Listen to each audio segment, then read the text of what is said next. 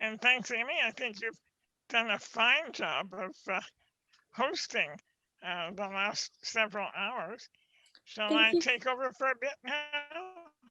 Please, please do. Thank you so much, Amy. And your comments in the chat were so good, so funny, so supportive. We love Good. you. Thanks. Go for it, Catherine.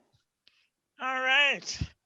Welcome, welcome everyone. You guys are getting loaded in by a wizard who's working behind the scenes. This may be our slickest production ever at the Filibuster. Um, I'll just sort of review a bit and I'll introduce myself because I see that my name is Disability Filibuster. That's, well, my nickname then is Catherine Frazee, and I'm a white woman of a certain age, which I think is the nice way of saying I'm well past 50, very well past 50. I have a gray sweater.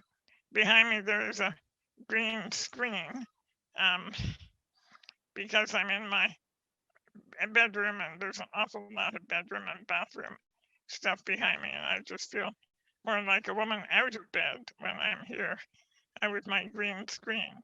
I'm using a power wheelchair that tilts, and I tilt a lot in order to help me breathe. And I'm here with my partner, Patricia, who is, who you'll see periodically. There you are, she has a mouthful of food. Sorry.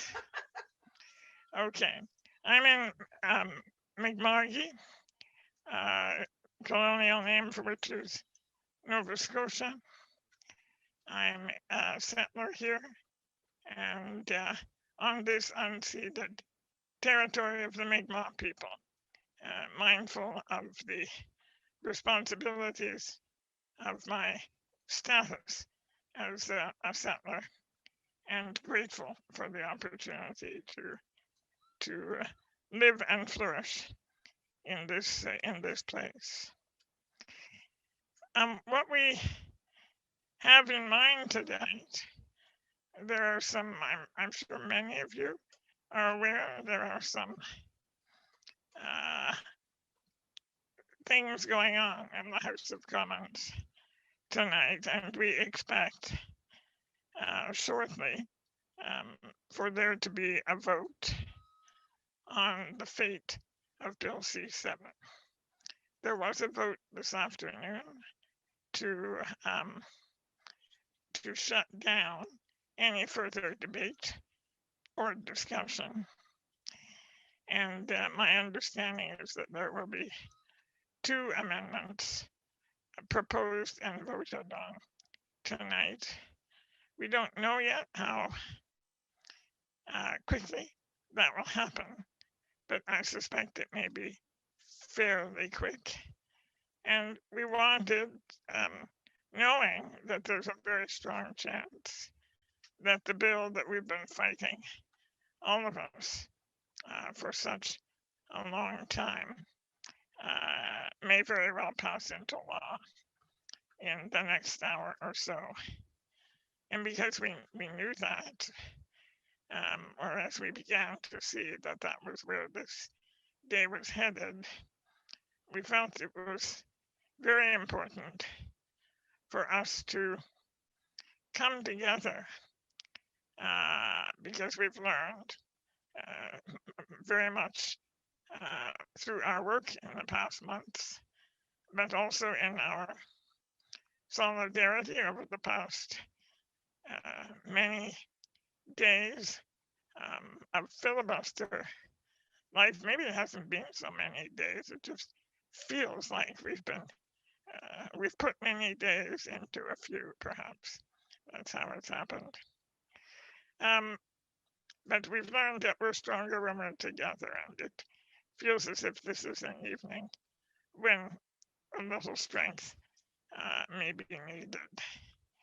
So the sense for the evening is that we will be in conversation, not anything formal, just an opportunity to share our reflections on the struggle, the continuing struggle, and how we feel about where we have landed at this time and what we've gained and what we might be losing. At a certain point, if you think it's a good idea, we thought we would switch over to actually watch the vote together if it comes in the next hour and a half, which we expect it will. I haven't been monitoring, but there are folks at what we call the back end of the filibuster who are indeed monitoring and who will alert us if it does come toward the vote. If and when, I should say. And if so, we have the technology. People have already, I think Finnair was working on that and have figured out how to switch over, share the screen, watch them vote one by one, and then come back together and react or respond, process. So there's a few of us, but I think we're a manageable group here. So why don't is there anyone who would like to offer any reflections as we start off on this what might be the final stretch of the Bill C7 journey? I don't know if you guys talked about this already, but probably I was tuning in just by myself, and I don't know, the comments by the Liberal MP, I forgot his name, where he was like, petty clerk is disabled and the disability community is in the monolith, and then essentially using tokenism to accuse other people of tokenism. It's bizarre because on all sides, I don't normally agree with conservatives, and on all sides, it's like I feel at times the disability community as a term is just being thrown around. And the weirdest part of today for me so far has been listening to a conservative MP who I agree with on C7, talking about 1984 and how these radicals are trying to expand the bill. It's just a very discombobulating, disorienting experience to be listening to a side that I don't normally agree with, agreeing with them, but then also not agreeing with their side commentary. It's kind of throwing me off, but just wanted to say that. It's really, really disorienting. Jump in, folks. At this point, I think we're small enough a group that we can just speak. Well, I would love it if someone would give a summary of some of the quote unquote highlights of what happened, because I watched for about 10 minutes, but I have such a hard time watching Lametti. I find him just so, he just seems like gleeful about, the fact that this has gone through, or he's pushed it through so swiftly. I just can't watch it. This is Amy. I'd like to respond just briefly to what Sarah said. The fact that there are some conservatives who've said some really good things about why C7 is a bad idea is down to education that's been done by people like Alex Schadenberg, Heidi Jans, and myself about of the conservative groups like the Euthanasia Prevention Coalition. And there are a lot of people of faith who've really learned more about disability rights through the work also of Taylor Hyatt. And it's been a long process. Many years have gone into doing this education. And when I saw the testimony, the hearing at which Sarah spoke in the Senate, some of the best questions came from conservatives, and that's down to the educational efforts from Heidi and Taylor and some other folks. So just to let you know that it's a long process that has been going on for years. It has been hard watching the NDP really, as far as I'm concerned, betray us. It really has, and I know we've made some progress in the party, but it's sort of too little, too late, I'm afraid. But for sure, people like Sarah and others have worked hard to enlighten and shame and negotiate, I think, with various members. But Sarah, who else watched today? I know you did, Sarah. Anyone else watch so far? I watched quite a bit this afternoon. So maybe Spring, do you want to speak to Shelley's question about how it went down, how it struck you? Well, very much the same. I find it very difficult to watch. I have a hard time, and thank you, Amy, for sort of explaining all the work that you've been doing for years, because it's so just so challenging for me to watch. You know, it's you think that this might be easy to explain or might be explainable. that that MPs just simply don't understand. They just don't understand. But then you hear a conservative MP speak, who I agree is not normally who I agree with, and they understand. They do understand, and they speak so well to it, or at least the ones that I heard speak today. So I agree. I just don't. It's very difficult for me to understand how the Liberals could. Are they intentionally just blind and ignoring, not blind, but ignoring that all of the work that's been done, or do they really not understand? Anyway, I feel the same, Shelley, and I almost shut it off a few times because it's just so hard to hear. Thank you for correcting because I'm blind and my apologies. No, I appreciate it. It's so ingrained in the language that ignorance and ignoring things and disregarding things is equated to blindness, and also ignoring things is equated to deafness. I should describe myself a little bit. I have short brown hair with a little gray at the front, and I am sitting in front of a banner that reads "Toujours vivant, not dead yet." And I'm wearing a black shirt with a turquoise and black shirt over it. And I wanted to say that the Liberals and the New Democratic Party have established their position, and they find some disabled people who agree with their position. And so they say, well, there are disabled people who agree with us, so that must mean it's good for all disabled people. Or we're not going to listen to the disability rights activists because there are some disabled people who want assisted suicide and euthanasia. And they are really shooting themselves in the foot, in my humble opinion, because they're disregarding their own, especially the NDP, but also the Liberals. The fact that when people don't have a choice in where and how they live, they don't have a free choice to die.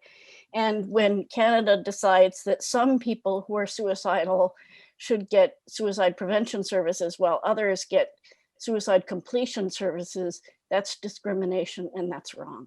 Thanks. I'm going to jump in for a minute. Thanks, Amy, for reminding us to I do a bit of a visual description, and if you wish, I'll land acknowledgement when you do speak. And we have a somewhat larger group now, so maybe now if you could kind of give an indication, you can use the raised hand or the gesture or the evil eye, whatever you want to do, and I'll sort of try and keep a mental list. But we could start that now. So anybody want to pick up on any of the threads?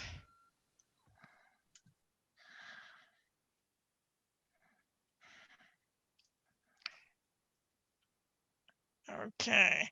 I think Sally, to return to your point, or I guess there were a couple of people that were talking about the Conservatives and how they seem to understand and nobody else does. And maybe I have a bit more cynicism than my comrades on this in this group, but I'm not so sure that the other parties don't understand, or even necessarily.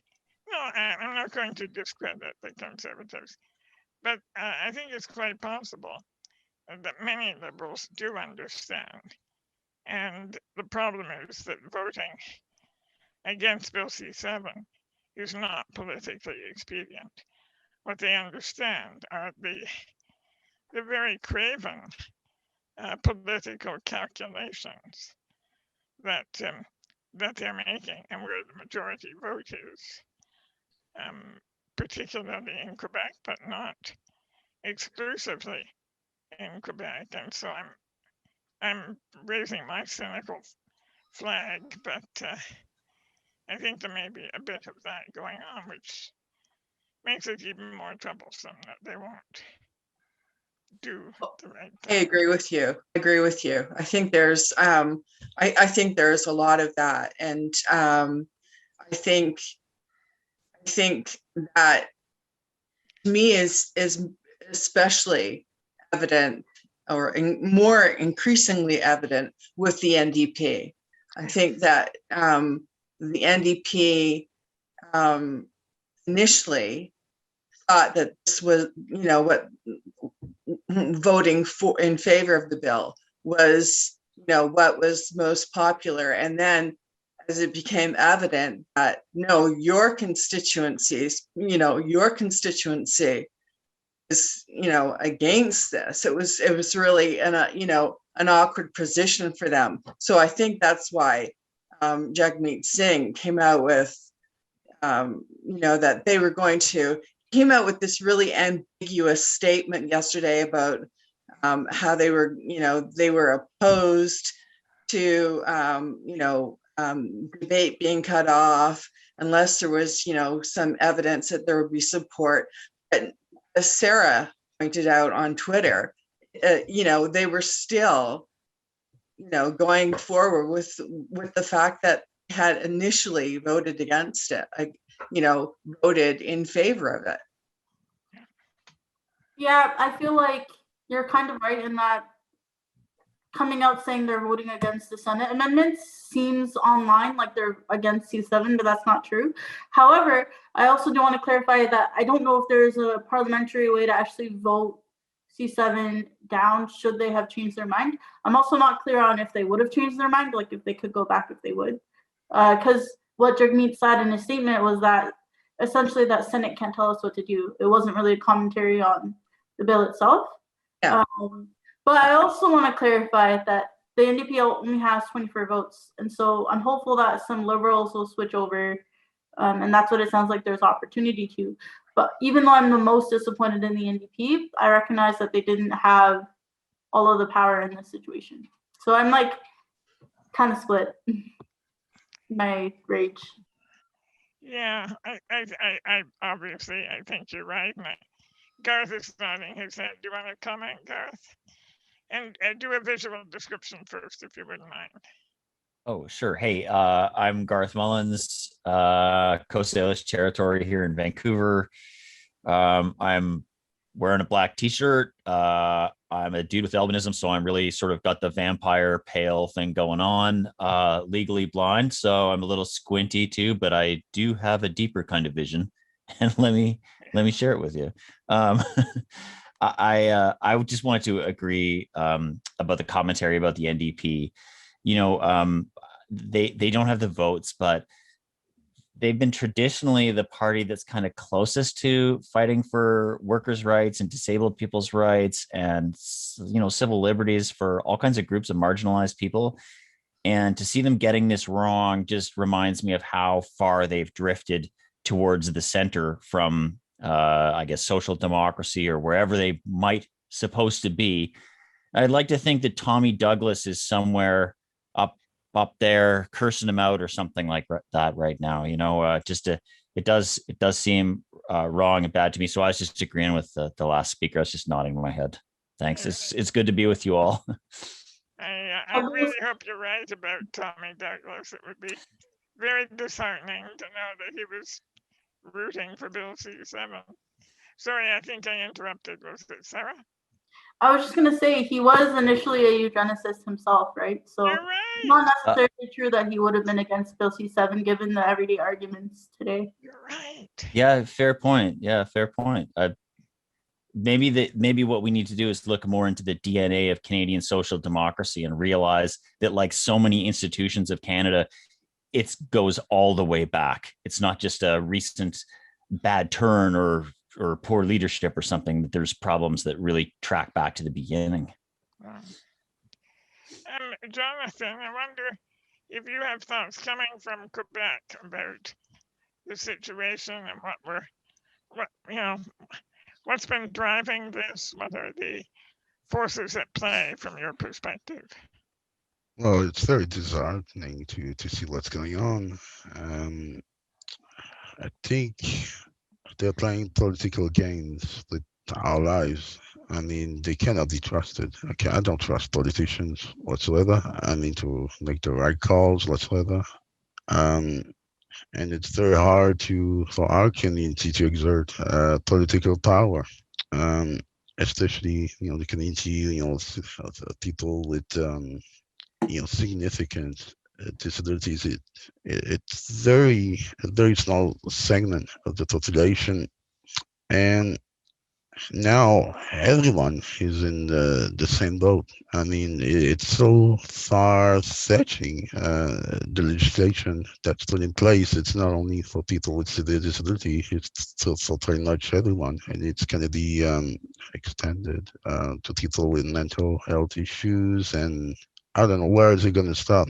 I don't know, but when they introduce the idea of medical assistance in dying, it wasn't supposed to be about people with disabilities, right? They kept saying, no, it's not, we're not coming for you. Don't worry, it's not about you. Everything's going to be fine. And here we are today. And especially in Quebec, there's so few organization of people with disabilities who are knowledgeable about those issues. They don't even see that issue as a disability rights issue. And so there's a lack of positioning on those questions, and there's a lack of pushback from the community against political people, against the media as well. We're always portrayed as poor cripples who need assistance to die in Quebec, where it's very backward the way it is. So it doesn't surprise me that the Bloc Québécois is going hand in hand with the liberals on that. But from all sides, I think there's no real wish to go deep into that debate, because it will uncover the ugly truth, and they got no interest in doing that. And all along this process, there was so many ways it could have been delayed or pushed back from. So and now it's being rushed through, and so that there's no um, incentive for them to look hard at to what happened, because it will lead, if they really act on that, it will lead to deep systemic change. They will, because if you really believe in that choice concept, then you need to have a real choice, and there now there's none. It's like either you're trapped into an institution when you have a severe disability, or um, you're on your own, pretty much, next to no support to live in the community, or you become, a so-called burden for your family. And the next option, well, that's afforded to us now, is to have the state and doctors kill ourselves. Um, so I don't know. It's if they really care, they would, enact policies and new programs and shift the funding that goes toward institutions to community living solutions. It's billions of dollars, but they want to. There are powerful interests who want to keep profiting off of people with disabilities, and very few people have a real incentive into seeing the system change. Um, so yeah, it's pretty sombering when you when you look at it like that, and I don't know. I think we need to push back, organize, and do what we can to protect our community. Um, and we need to educate one another as well. I mean, there's many people with disabilities who are for that legislation because they don't see the problem with it. They think it's about choice, autonomy, and when they don't often have that choice or that autonomy in their lives. It's all about idolism and internalized idolism. But it's like they're asking us to change the world. It's like it just seems impossible sometimes, and it's very sad to see that go through. We'll see what happens in the next few minutes, in the next few hours. But where do we go from there? That's the question. Yeah, it's so true. Well, all that you say, but I was thinking about your sort of indication of the ugly truths that you have to face if you're going to honestly reckon with this legislation, the ugly truths about how disabled people live. I think that one of the greatest impacts in this campaign has been the way that the people on my screen right now and many other people with disabilities have made it impossible to pretend or to ever say that you didn't know how people with disabilities are actually living and why we are actually so vehemently opposed to the offer of death. I was wondering if Heidi, if you have any reflections about the role of ableism in all of this, and describe yourself first.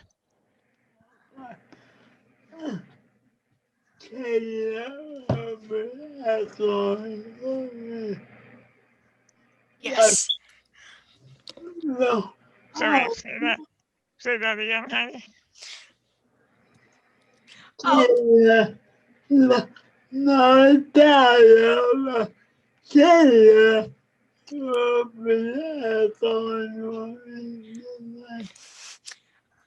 Oh, my name's Taylor Hyatt, and I'll be wearing two hats tonight. Occasional commentary of my own and echoing Heidi's as well.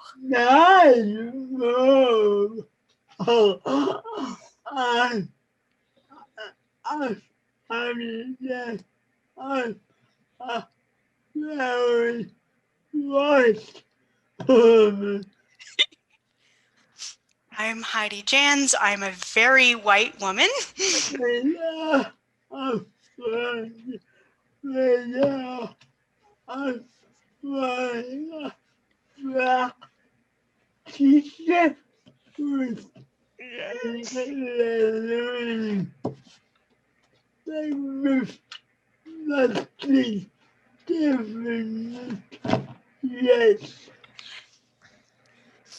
I am in a power wheelchair wearing a black t-shirt with pink lettering, and it says nothing's finished yet.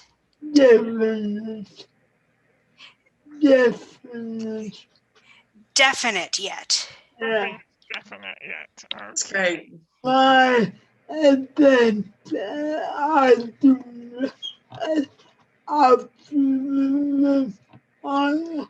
the doctor, my attempt at little optimism My attempt at a little optimism on a very bleak day, on a very bleak day. but exactly with um, everybody allies just really comfortable feeling headache. I only got half of that.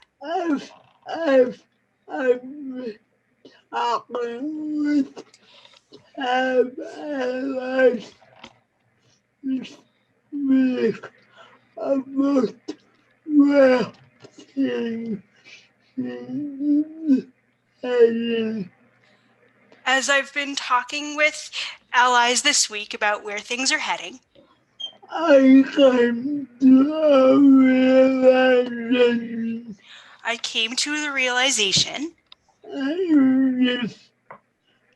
This is happening because our real lives are being endangered in order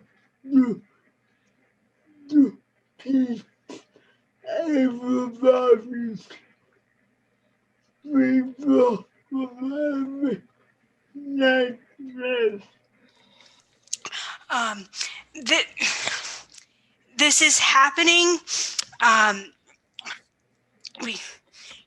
in Our actual lives. our actual lives are being endangered. This is happening to keep able-bodied people from living like this. But to help them avoid the nightmares. So real people are being sacrificed for people who may never exist. I only got half of that. We're real people. We're being sacrificed for people who May never actually exist. That's because of atheism. People are so afraid of becoming able, even though they don't know what kind of disability they want to sacrifice people who are already living with.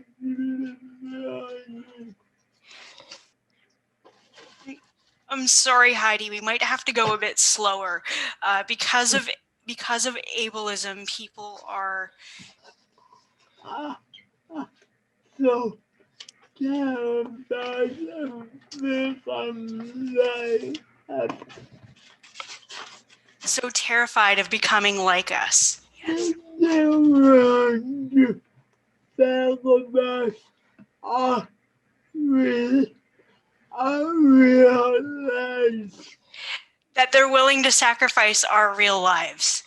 for lives that may or may not come to be. Yeah, for lives that may or may not come to be. Right. Yeah, it's quite something, isn't it, Heidi? And I mean, yeah, not only that, but I think there's been a real failure, and I just find it mind-blowing, the failure to appreciate that what's really happening here is that what they want is another privilege, really. I can't think of another word for it. They want the possibility of a choice that they might or might not wish to exercise, but it would be comforting to have. And I think people haven't stopped and grasped that that is a privilege. That we don't sit around thinking about things that we might like to have, we might not, but it would be nice if it were all right.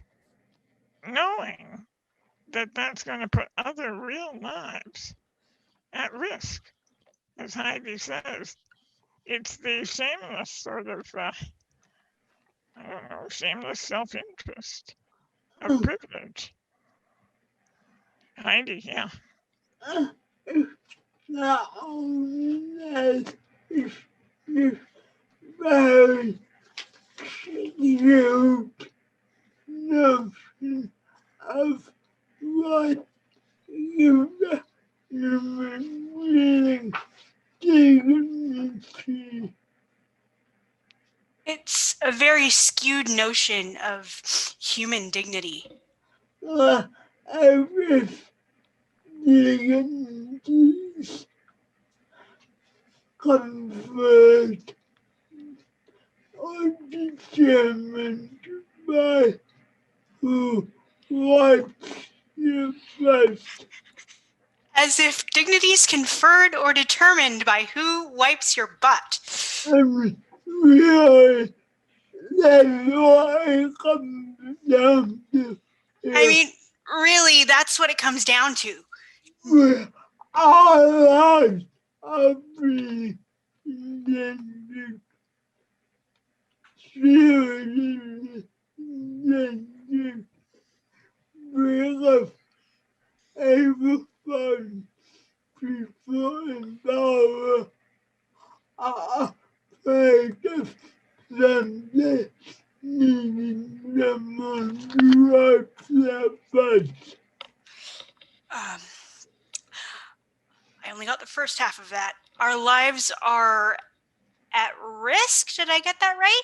Being endangered? I'm being Endangered. because everybody, people who have power.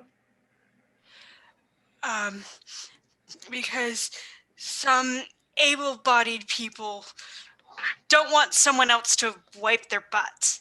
People in power People in power don't want to have somebody else. Oh, don't want to have somebody else to wipe their butts. And somebody should fraudulent analysis of dying or dignity.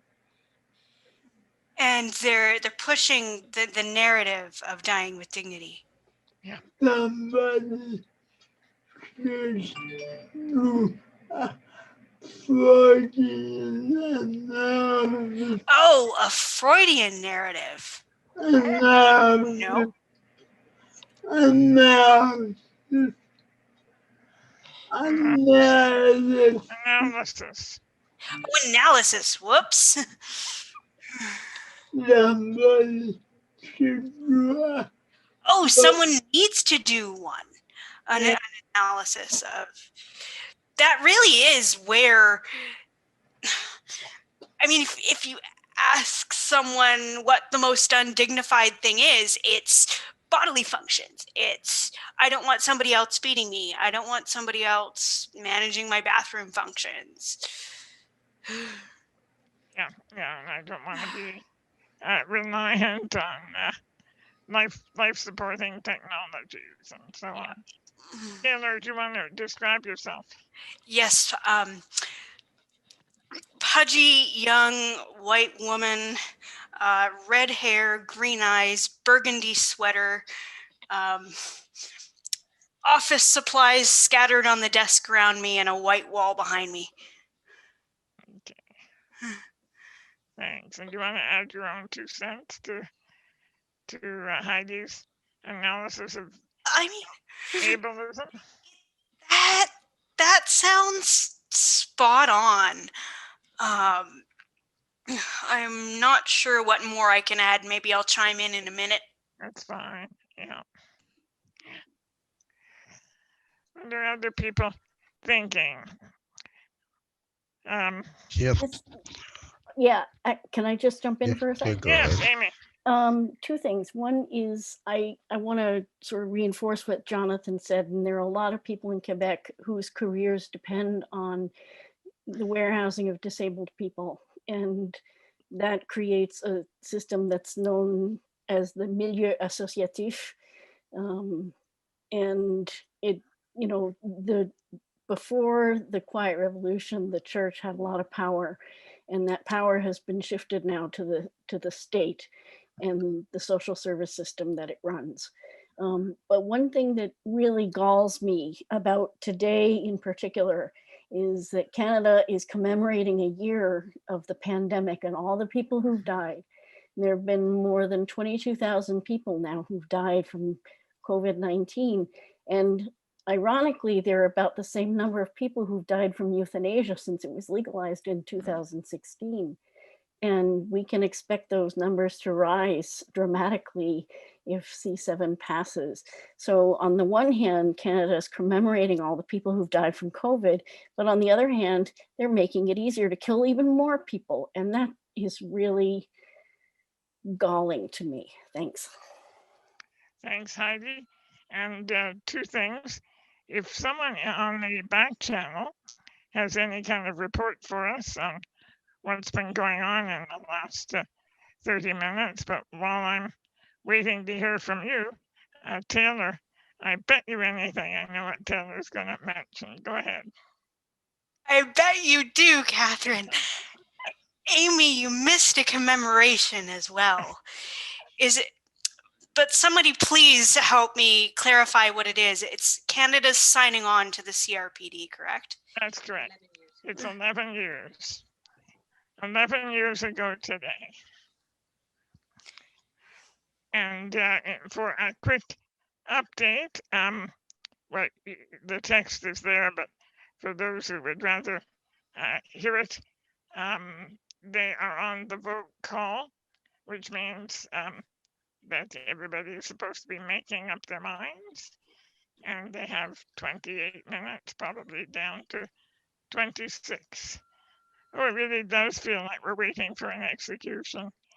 It's quite grim. Roa, how are you doing tonight?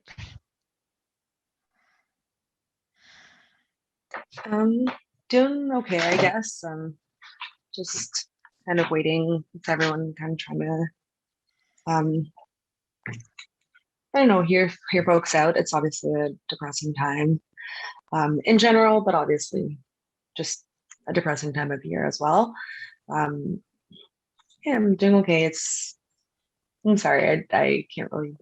That's okay. I understand. Do you want to describe yourself? That's what we're asking people to do. Yeah. Yes, absolutely. I'm in a room with white walls. I'm sitting in a wooden chair that you can only see the top of. I'm wearing a yellow shirt, and I'm a Black woman, and I have curly short hair right now. My pronouns are she, her. Sorry, what was the last thing? My pronouns are she, her. Okay, thank you, Roa. I was reminded, just for a bit of frivolity, when Heidi mentioned her t-shirt and Roa mentioned hers. Today, I don't know who was watching what on the Filibuster, but I think it was the Amy Kavanaugh session this morning when she said she's going to manufacture t-shirts that say, it couldn't have been Amy, she's not a Canadian. I'll figure that out. Whoever is out there in live feed land, please tweet me or text me or call the cops because I can't remember. But the t-shirt she's going to manufacture says grievous and irremediable. And don't you think like we should, every single one of us, get that t-shirt? Taylor. I I'm reminded of how I felt coming out of the Supreme Court after the media scrum for one of the Carter case sessions. Feels like something in the air, something in the ground is shifting. I live in after today, I will live in a fundamentally different world than I did yesterday. But at least we're not doing it alone. I only knew one person in this chat at the time of the Carter case, and again, at least I'm not doing it alone. At least I'm not the only one grieving. At least I'm not the only one who can try to fight back somehow. Yeah, thank you for making that really explicit, Taylor. You're quite right. It has been and will continue to be incredibly fortifying. And a few of you on this call will be in the fight a whole lot longer than some of the rest of us. So it's good that you feel that there's numbers and passion and love on your side. I wish to acknowledge that we're safe. You won't have to call the police because my dear friend Aslan Thomas is the woman who is going to make those t-shirts. And thank you, Aslan, for the text. And now we all know there's going to be a new cottage industry in Cape Breton, Nova Scotia, making grievous and irremediable t-shirts. Shelley and Spring, you've been quiet for a while, and we've got, as Taylor says, the world is about to change, maybe. So this is kind of our moment to record this historical junction. I to be honest, I'm finding it hard to talk. It's we're counting the minutes down until this vote happens, and it feels profoundly sad. It does. It does, Spring. I've had a pretty weepy day. It sort of catches up with you, doesn't it? All the struggle, all the hope, all the energy, and the commitment, and the genius of our people. Like, yeah, I think just the emotional input and work that all of these people here and so many other people have done, and to have it sort of just railroaded over is really upsetting. Yeah, it is, and hands are going toward eyes all around the checkerboard of my screen. So yeah, I know we are all feeling it. Yeah, Gabrielle, let's give a big shout out to Gabrielle. She's out there. She's in her space and here with us. Yeah. So big heart. Yeah, we love you, Gabrielle. Yeah. Yeah. Yeah. Sorry, I thought that I would be able to come and have a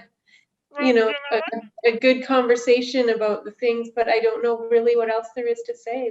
We've said it. We've worked and tried our best to be heard, and some people have, and some people seem quite determined to not hear us. Go ahead, sorry. It's just, it's really difficult. And I just, really put my hand up to the people who have been working on this for much longer than I have, and who have such a deep grasp of what this really means for us. Yeah. And who have been so committed for so long, and who are so wise and thoughtful, and Yeah. Do you know what? It might be time for a visual description, Spring. Well, I'm a weeping white woman with short hair and a gray sweater in a room with a window and a white wall behind me. Thank you. Yeah, it's a lot of W's, Patricia said to me. You know, one of the things that I've observed, that you can talk about the filibuster for a while. It's a much happier topic. And one of the things that I've observed is sort of the ways that we make space for each other and the ways that our, well, I think one of the presenters, my goodness, did a presentation about, well, it's called access intimacy. And it's a kind of a radical form of intimacy that, and I said to us that somehow we have created in the most unintimate of media, right? Friggin' Zoom meeting, and yet, and we have performed, I think, our way. We've performed our lives really for the benefit as a final attempt to awaken the minds of people who refuse to appreciate the value and worth of our lives. We have performed our affection for each other and our respect for each other and our willingness to learn from each other in ways that, you know, I think ought to be pretty instructive and illuminating for the rest of the world. But at least we're benefiting from it. I know I have. I've learned so much from so many presentations, and absolutely from the presentations, but also from the ways that our disabilities, I don't want to say complement, but the ways we interact. Like I thought today, Amy, in the session that you moderated, and your role became more than a moderator, because you were very actively engaged in that conversation with the artist, visual artist. The blind woman is engaging with the visual artist as he produces a piece of visual art. And he learned about visual description, and we all learned about what visual description adds to the appreciation of a work of art. And I think I really don't want to lose my voice. That's not emotion, that's vocal cord fatigue. But here it comes back to finish my sentence. I find that we are always inventing and improving upon existing forms. We have improved upon Zoom, in my opinion, and I don't know. There's just something pretty remarkable about what happens when we come together and kind of cross barriers that haven't been crossed before, and address challenges that haven't been addressed before. Shelley or Garth, either one of you want to come back for a moment? Yeah, I'm fine. Yeah, I say a couple things. Just like I've learned so much from G, from this group. Wanted to just thank everybody for like all the work. I know it's been said, but it's just incredible. When I first heard the idea, I just thought, God damn, that sounds like a lot of hours. And I've seen how it is. And I'm sort of new to disability rights struggle. My background is in struggles against capitalism and over policing of marginalized communities, and against the overdose crisis. And I just see such great possibilities for all of us to connect all of these struggles. They're all aimed at the same place. So many of them leave us in this marginalized, powerless position inside of big structures like the medical system.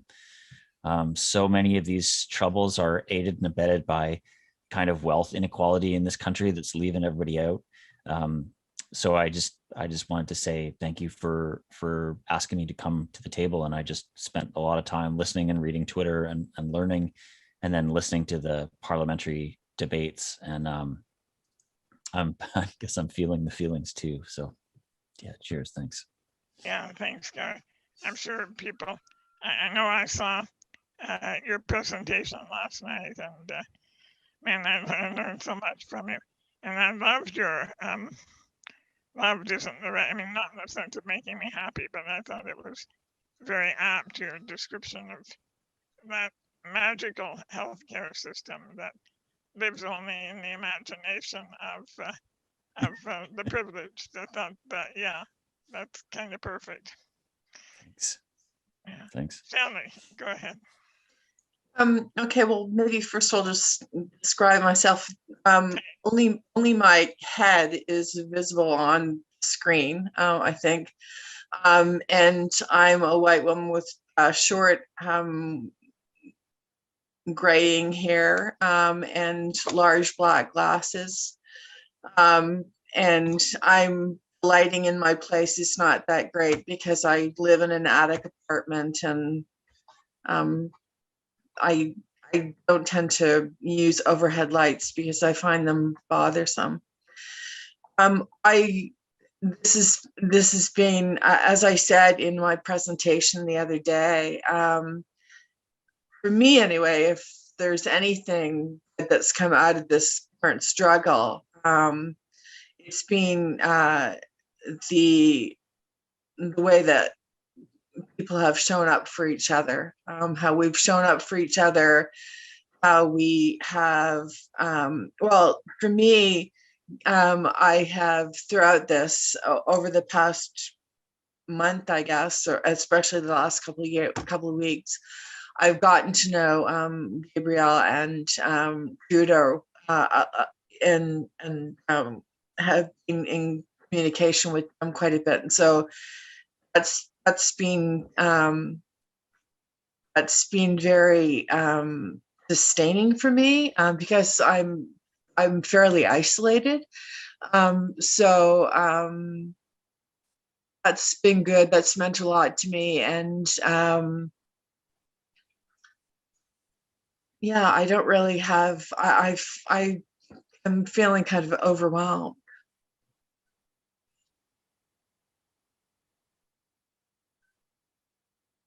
And I hope that I can continue to make contributions in, in some way. I think I have some kind of I think in some respects I have a somewhat different perspective on this series of events than maybe many others here, because I'm trained as a philosopher, and for me, this whole movement is very much driven by philosophers, and has been very much driven by a small group of bioethicists who have really provided the architecture for MAID and Bill C7, and it's been very distressing and disheartening for me. I mean, I'm unemployed right now, and part of the reason, a significant part of the reason that I'm unemployed, I can't get a full-time job in philosophy is because bioethics really shapes philosophy in Canada. And it's been very disheartening for me to see how even really politicized and progressive philosophers have been really not wanting to go near this issue at all. I mean, I've been publicizing it on Twitter, on Facebook, and in Facebook groups that I run, and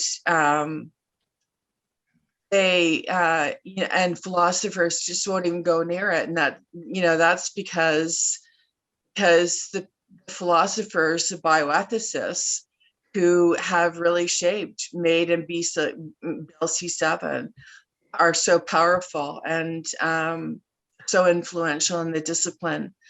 It's been really hard. It has been hard, and none the least, I mean, it's true, Shelley, that your voice has been overruled. But, more than that, you've been actively, and I think rather cruelly mistreated by your profession. And we're just so lucky and grateful that you have been strong enough to bear that and to refuse to abandon your work in this area, because you're one in a million for that work. And so thank you. Now, Spring, thank you for helping me out. And I just want to say, before Spring launches in, Jane and Sunny, you are most welcome to speak out too. I see a comment from Jane in the comments about Peter Singer, who seems to be a very preeminent voice in Canadian universities. Go ahead, Jane. I'll get back to you, Spring. Hey, Jane, before you jump in, Q here. I don't have my video on. I just want to flag, G did flag the time for us, and right about now we're at the 10-minute mark. I just want to say that out loud so that everyone knows. Perfect. Thanks, Q. Hello, just giving a visual description of myself. Again, I am an light-skinned East Asian person with large brown glasses, medium length hair, red nightgown, and white doors behind me. I was just saying that I wanted to minor philosophy when I was younger. I was very optimistic about the discipline because I was just like thinking about things, ethics, great. But at my alma mater, they taught a lot of analytical philosophy, and somehow Peter Singer had such a large stage, and Peter Singer is one of the many utilitarian philosophers who believe that some lives are not worth living. I'm sure somebody else here could elaborate on what I just said. Thanks, Jane. And Trudeau, welcome. We're glad you could join us. We have about 5 minutes, I'm going to say, until the vote is recorded.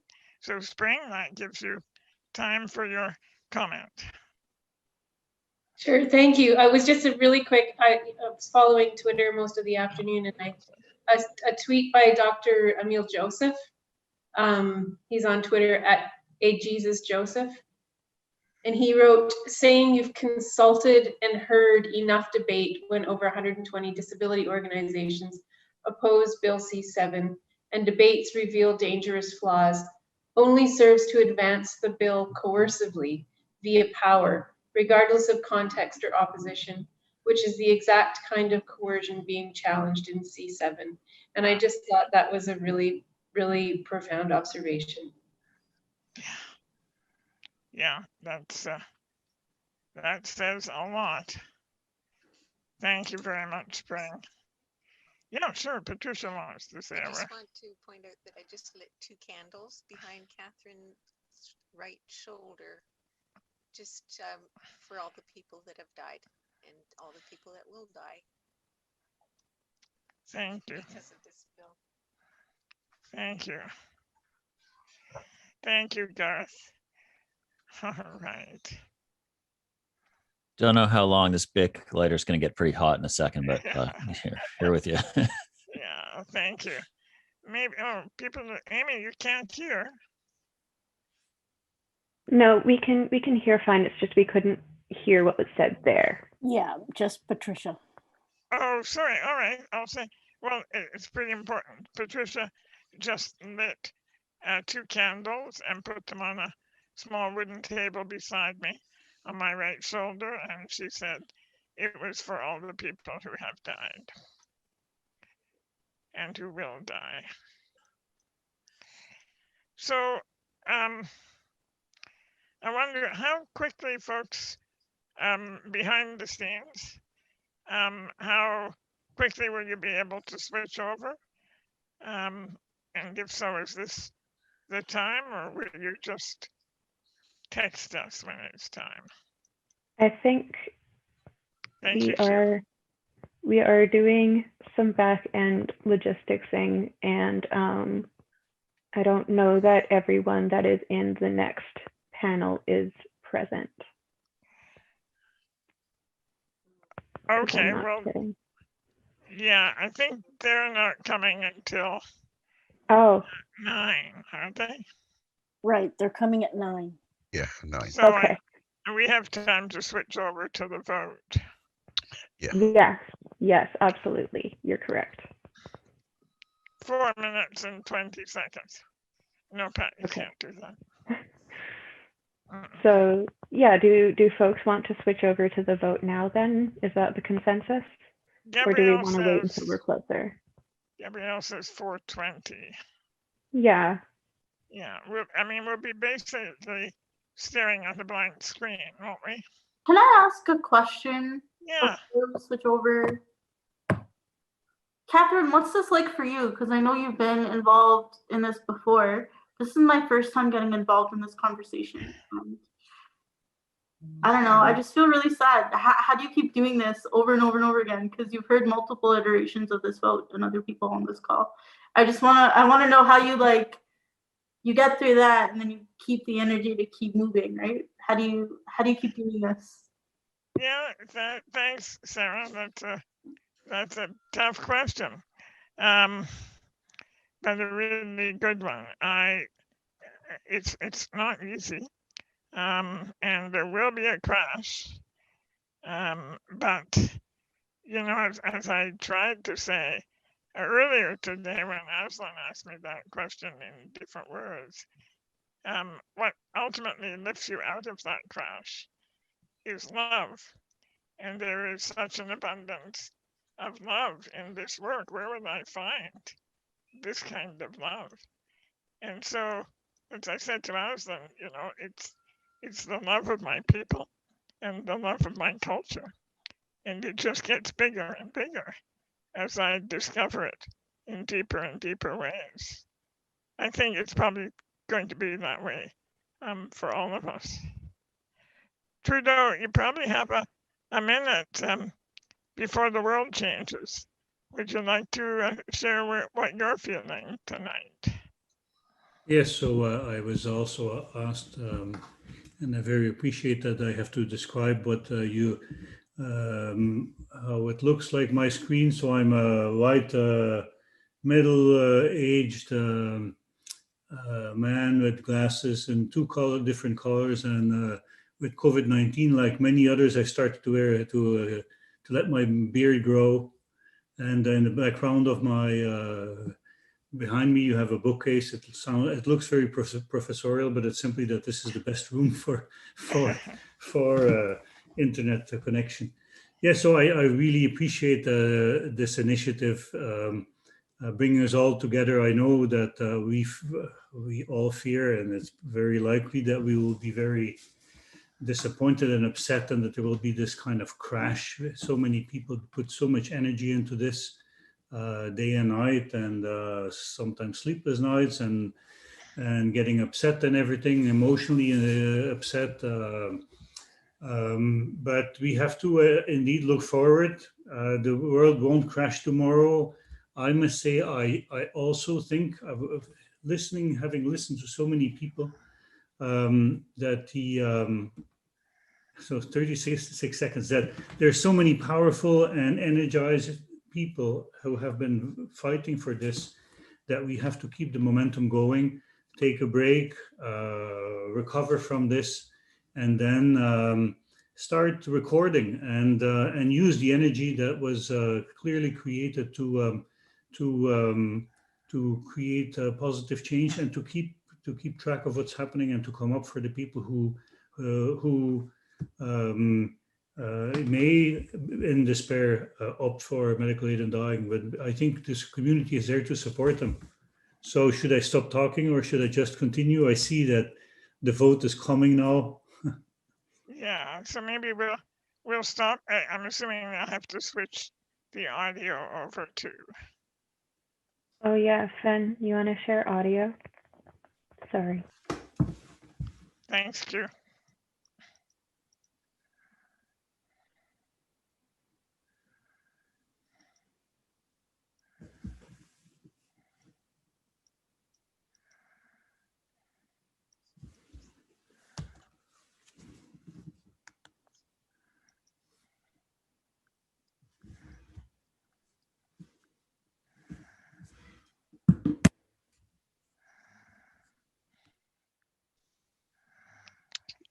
Thanks, Garth. When you share, you have to share with audio. I don't know if that's done, because we can't hear anything now. Yeah, I don't know either. See, when you share your screen, there's an option to share audio at the bottom, I think in Zoom. Or maybe there's no audio, I don't know. Usually they have music. Yeah. Check the TV part, see if there's music. There is audio. Yeah. There is audio, yeah.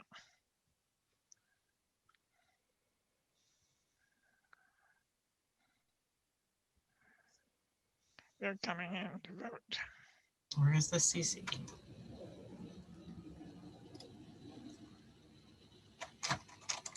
We are having technical problems in the back. Zoom audio is notoriously fussy.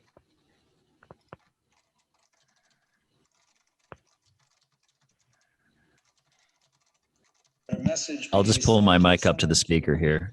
Maybe I can get it for you guys. We've got it. Can you hear? Yeah, we can. Yeah, smart, Garth.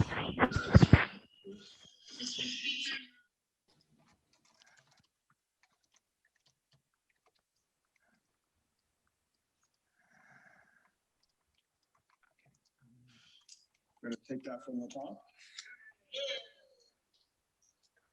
This following one, Mr. Lametti, seconded by Ms. Ng, moved that a message be sent to the Senate to acquaint their honors that in relation to Bill C7, an act to amend the criminal code, medical assistance in dying, the House, shall I dispense?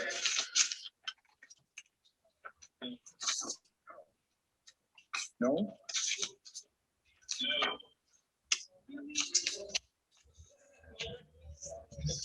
Respectfully disagrees with Amendment 1A1 because this matter, including questions of most appropriate, precise definitions, whether those definitions should be included in the criminal code or elsewhere, and whether any consequential amendments or protections relating to issues such as consent and capacity are necessary in relation to such an amendment, will also be addressed by the expert panel and the upcoming Parliament review.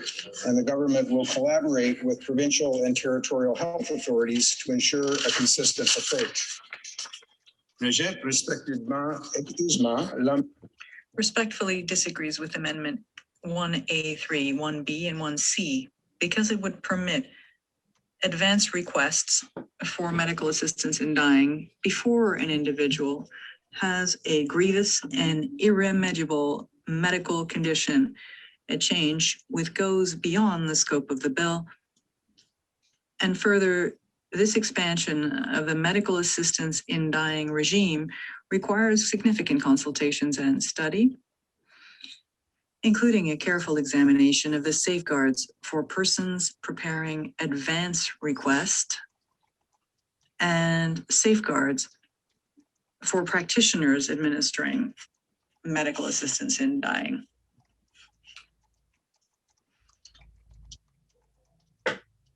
All of which could be part of the parliamentary review undertaken to study this important type of advance request to reflect the crucial input of Canadians affected by the medical assistance in dying regime.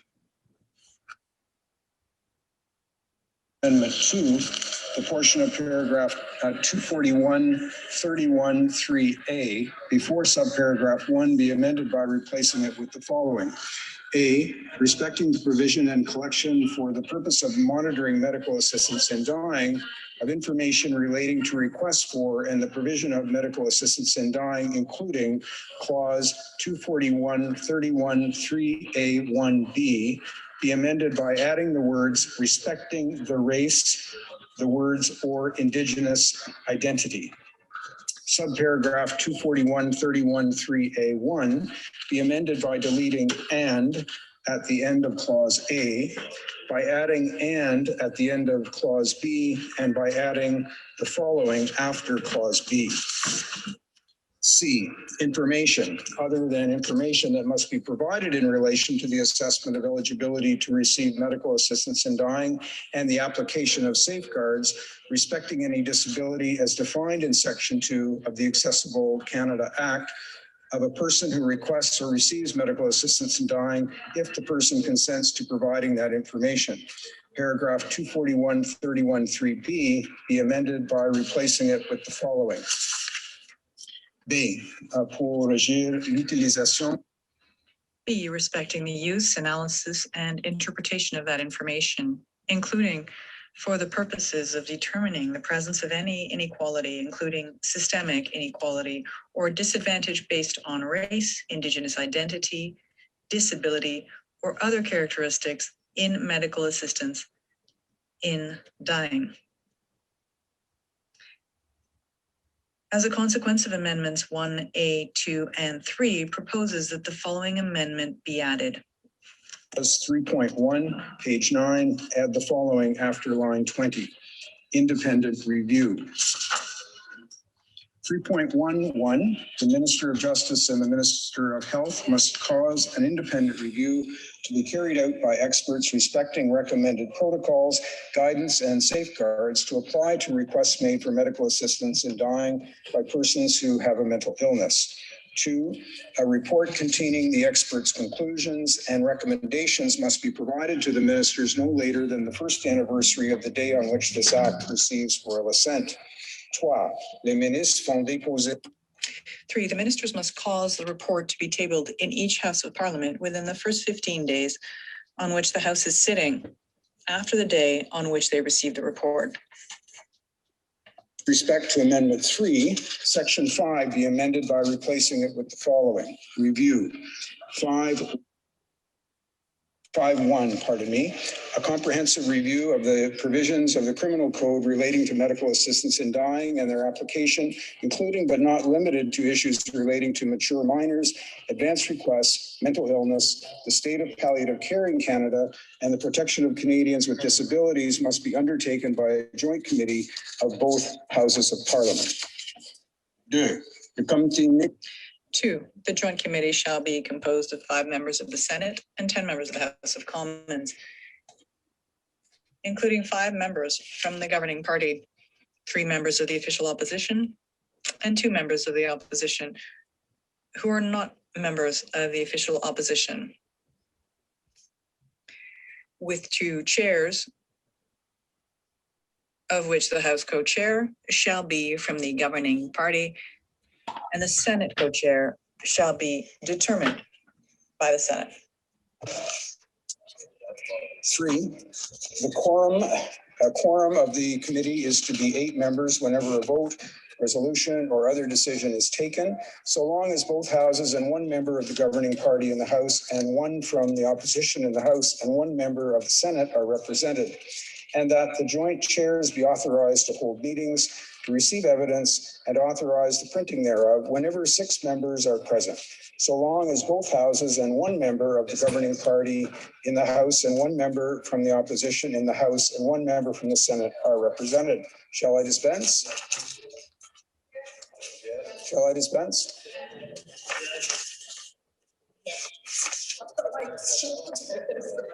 Mr. Barrett. Mr. Barrett, seconded by Mr. Broussard, moved the following amendment, that the motion be amended by, shall I dispense? A, replacing the words agrees with Amendment 1A2 made by the Senate with the words respectfully disagrees with the Amendment 1A2 made by the Senate, because in the Justice Department's own words, it could be seen as undermining suicide prevention initiatives and normalizing death as a solution to many forms of suffering. B, deleting all the words beginning with the words as a consequence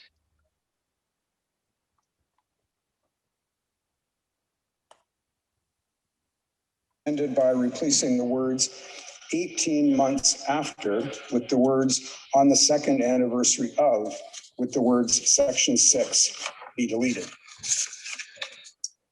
The 10-minute period for members voting electronically has started, and the House will now proceed to the vote for members participating in person. All those in favor of the amendment will please rise. Monsieur Deltel. Monsieur Deltel. Mr. Bazan. Mr. Bazan. Mr. Richards. Mr. Richards. Mr. Strahl. Mr. Strahl. Mr. Viss. Mr. Viss. Ms. Finley, South Surrey, White Rock. Miss Finley, South Surrey, White Rock. Mr. Epp. Mr. Epp. Mr. Carey. Mr. Carey. Mr. Green. Mr. Green. All those opposed to the amendment will please rise. Mr. Garrettson. Mr. Garrettson. Monsieur Seri. Monsieur Seri. Madame Mendez. Madame Mendez. Monsieur Terrien. Monsieur Terrien. Madame de Bellefeuille.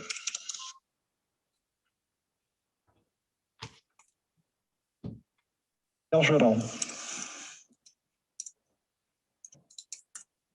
Monsieur Bergeron. Madame Normandin. Madame Normandin. Madame Vignola. Madame Vignola.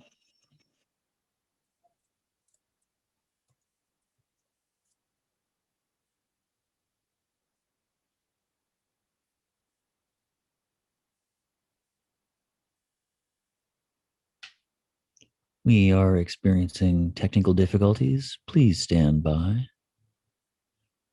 This is the Parliamentary Affairs channel, and we really like to broadcast parliamentarians doing their work, and sometimes that work is screwing people over.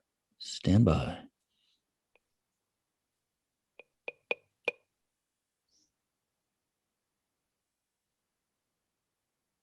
Whose commentary was that? Oh, that's me, your FM DJ, taking you overnight here on the Parliamentary Affairs channel. We're just trying to sort out the audio, and I thought I would just do that. Oh, I am all hopeful. We're all hopeful, yeah. Yeah. Yeah, they're all- Awesome. Gosh, Thank you for the comic relief. yeah, anytime. We'll now resume you with your regularly scheduled programming. okay. What a fabulous radio voice. Oh, it's just music right now. Yeah, you have an excellent radio voice, just saying. Thanks. Q here in the background with a much less amazing radio voice. But I don't know. That's pretty good. I don't know. Well, this is just my customer service voice. I don't know what more I can do to try and sort out audio because previously we've just been running off of Garth's microphone. So, and we don't want like a connection to fail or anything, but we do have like 7 minutes to wait for them to vote electronically. So I think people can just chat. Oh, is anyone hearing the music right now? I think it's from Garth, isn't it? It is. It is from Garth. Okay. So this is the vote on withdrawing of mental health amendment. Yeah. Yes. So it's interesting that Julie Debreson, who is close to the top, abstained. Uh-huh.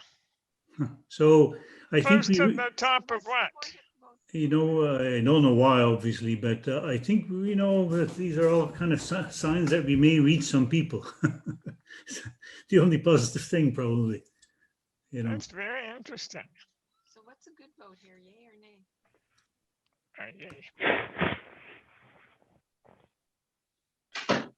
Look at all these white men. Yeah, doesn't that feel representative, eh? Very inclusive. So, sorry, to clarify, they're voting right now on just getting rid of the First Amendment around mental health. That's right. And what that would do, in effect, is send it back to the Senate. Right? So it would be, I mean, it's crazy, but here we are wanting, well, it isn't. Yeah, we're wanting that. We want it to go back to the Senate, and we would like to see at least some of the horror taken out. And to Q and all in the back end, oh, there's a face. So number two, man. There's another.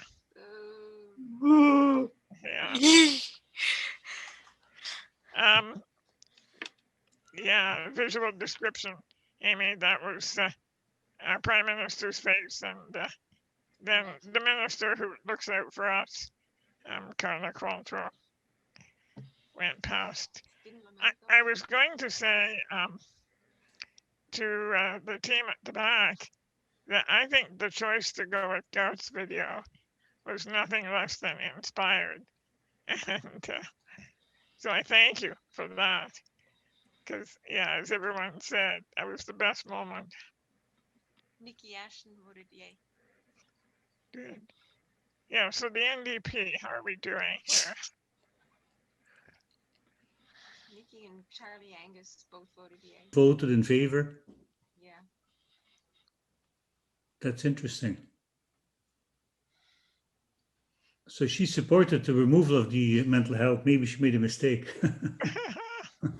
No, but it's interesting. So this is a liberal who voted actually in favor of this. Yeah, it's going to be the Liberals and the Bloc who do this.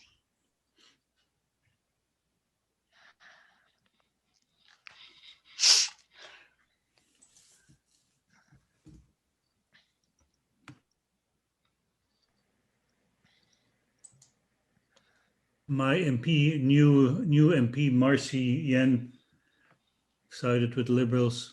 I mean, she's a Liberal. Yeah, I haven't seen my MP. Have other people seen their MP? Yeah, Cody Bloy went by. Did he vote yes? No, he voted. He voted no. He voted no. Good. Good Yeah. man. Just advancing that career. Mine went with the Liberals as well, unfortunately. There's Jody voting yay. Good for you, Jody. Yep, the Justice Minister we didn't get to keep.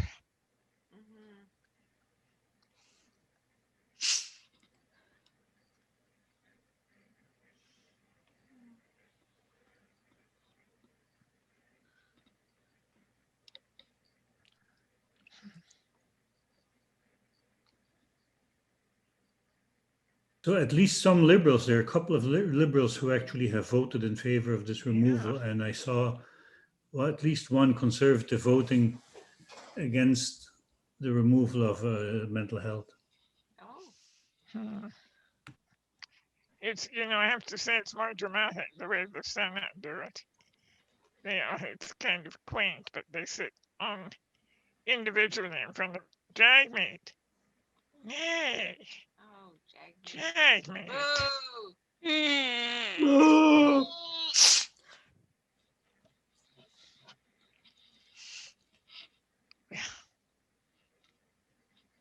Wow. Yeah, that's troubling. Jagmeet has never been really supportive. Ay, ay.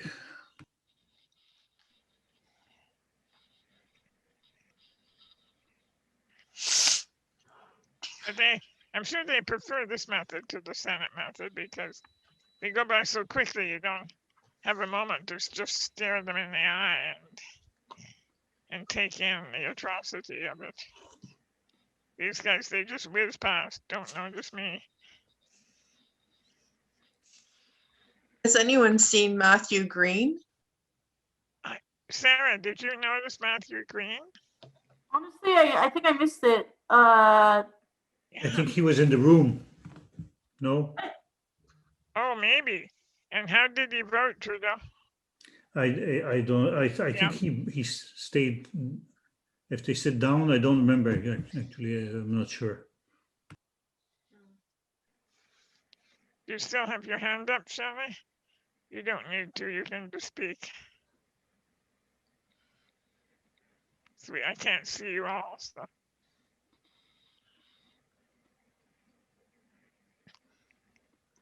"28 seconds. Wow, just like New Year's Eve, huh?"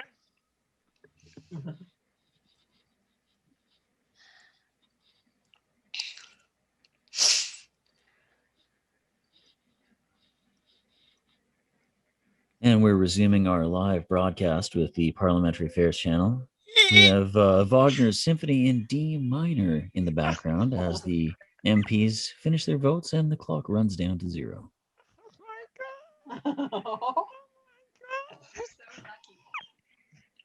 We have the best heart. I'm going to see if now my audio, we just changed to streaming the video, and that'll change the audio a bit, and we might still need Garth's handy Nope, dandy. you got it. It's all you. Amazing. Okay, handing off to the repeater station in wherever now. I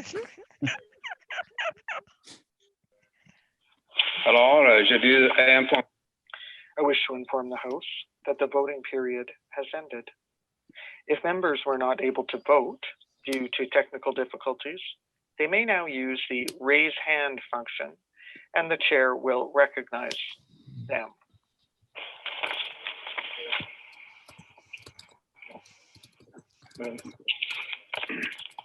The honourable member for IMI, Madame Koutrakis. Point of order. I just want to make sure, Mr. Speaker, that my vote was registered because I did vote electronically, but then I lost internet. I'm now back on, but I want to make sure that my vote was registered as nay. Yes, your vote was recorded as such. Merci. And Sarah, my understanding, yes, Jagmeet voted no, which means So I that just want to be clear. So he voted against However, the United Party motion wishes to to get bring rid of the to mental my health. attention any concerns with regards to the of the visual identity of a member in relation to the vote. They may do so now. yeah, sorry, I didn't hear it. It got all garbled, Sarah, but we'll talk about it when we go back. Yeas pour 152, 152. Nays no 179, 179. I declare the amendment defeated. Yeah.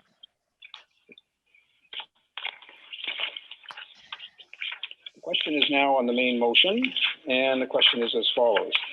Monsieur Lametti, appuyé par Madame Ing. Mr. Lametti, seconded by Ms. Ing, moved that a message be sent to the Senate to appoint their owners. May I dispense?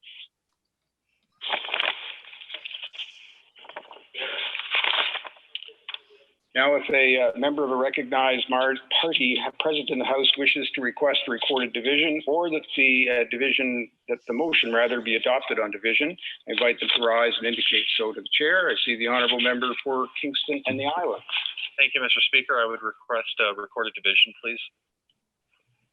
Accordingly, all those in favor, we'll start by indicating that the 10-minute period for members voting electronically has now commenced, and the House will proceed to the vote for members participating in person. And all those in favor of the motion will please rise. Mr. Gerritsen. Mr. Gerritsen. Monsieur Seri. Monsieur Seri. Madame Mendez. Madame Mendez. Monsieur Terrien. Monsieur Terrien. Madame de Bellefeuille. Madame de Bellefeuille. Monsieur Lemire. Monsieur Lemire. Monsieur Bergeron. Monsieur Bergeron. Madame Normandin. Madame Normandin. Madame Vignola. Madame Vignola. Que tous ceux qui s'opposent à la motion. All those opposed to the motion will please rise. Monsieur Deltel. Mr. Bazan. Mr. Bazan. Mr. Richards. Mr. Richards. Mr. Strahl. Mr. Strahl. Mr. Viss. Mr. Viss. Ms. Finley, South Surrey, White Rock. Miss Finley, South Surrey, White Rock. Mr. Epp. Mr. Epp. Mr. Carey. Mr. Carey. Mr. Green. Mr. Green. The House will now wait for the voting period to end before resuming its proceedings. So if I'm not mistaken, and if I am, someone will correct me, but now we are voting on the Senate amendments. If the Senate amendments pass, the bill is passed.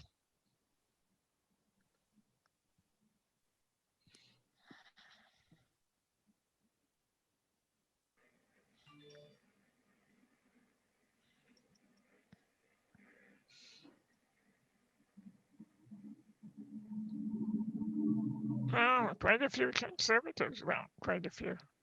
A few. So Green just stood up. Does that mean that he has voted in favor of the Senate amendments? Was it the first group or the second group? The second group. The second group were opposed. The second group was opposed. Yes. I'm so pleased. Carolyn Bennett, my goodness. Oh, yes, the minister.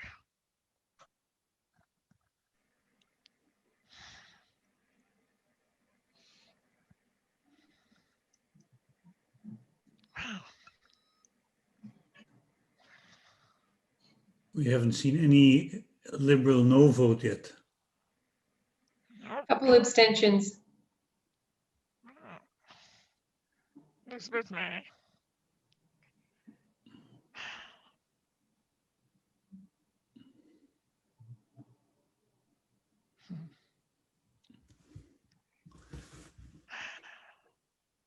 It doesn't look promising. Oh, I'm sorry. Yep, I'll deal with it.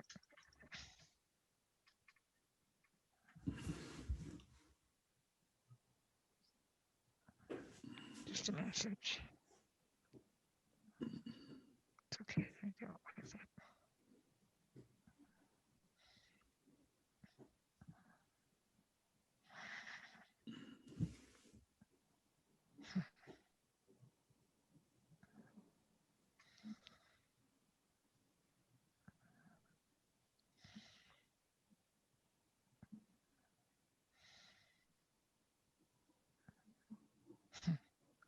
Christopher Freeland.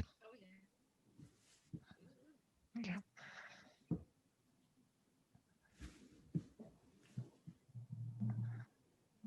Bye, Garth. Thank you. We love you. I just gotta hit the road, everybody. Thanks, solidarity. Big thanks to the back end crew, and be safe. Keep 6. Forever. Also, apparently, Jagmeet did vote. He voted yes to getting rid of the mental health one. It was just a glitch in how it was projected. Oh my goodness, how strange. Yeah, that's what I'm being told. You better be telling the truth about that, eh? I'm sorry, Sarah. What was that? Can you repeat that? I got told that Jagmeet actually voted yes to getting rid of the mental health amendment, the first vote. But it showed up as he voted no to it, so I don't know. I sure hope that's the case. I mean, he would have to stand up and say that. They can't falsely report his vote. Yeah. That's fascinating. I feel like if that was the case, that would be something that he'd want to stand up and correct immediately. Yeah. I think his vote was corrected properly. It sounds like it might be a thing in terms of what was projected onto the thing. I don't know, man. This is what I'm being told. Yeah. Don't Okay. for or it wasn't his intention to do that, from what I'm understanding, because the rest of the caucus didn't vote that way. That makes sense.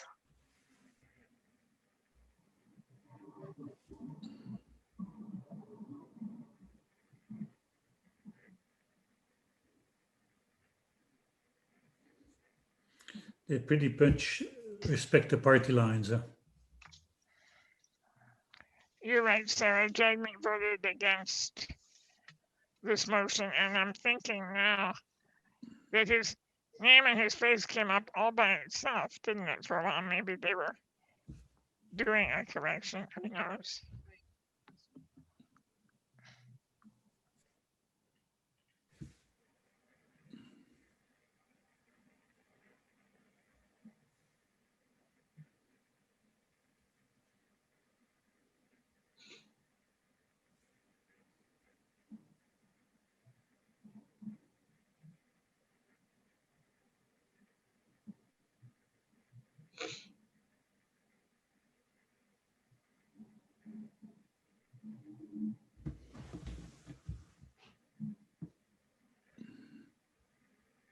An abstention by the Liberals.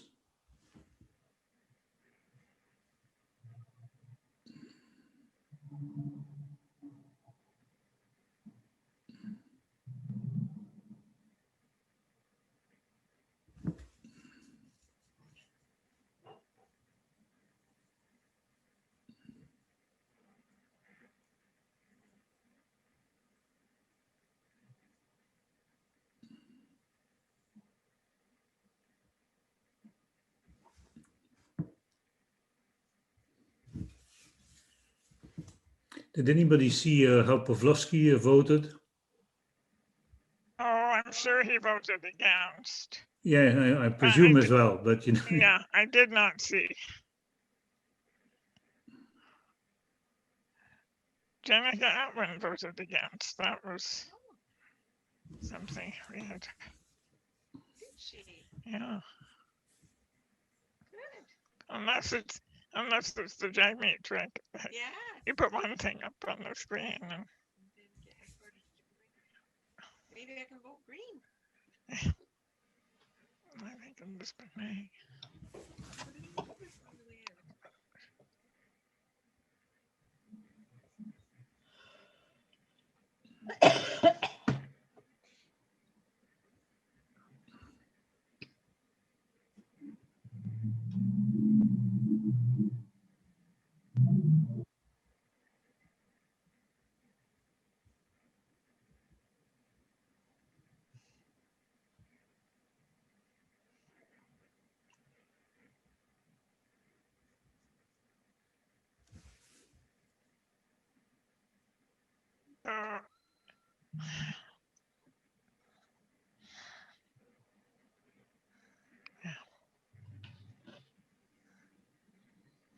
It's Kate here. I just want to remind everyone to breathe. Thank you, Kate. I needed to remind myself as well. Mhm.